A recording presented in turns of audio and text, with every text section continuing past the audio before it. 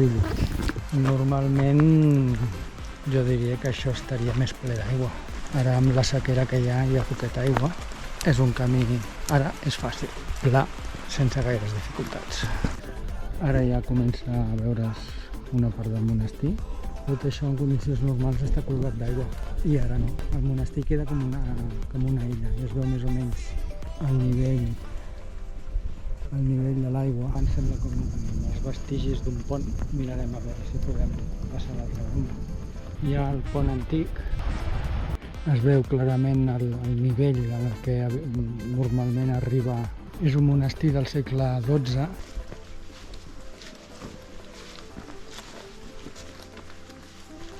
Deixem enrere el monestir i ens en tornem. És una pena que hi hagi tanta sequera.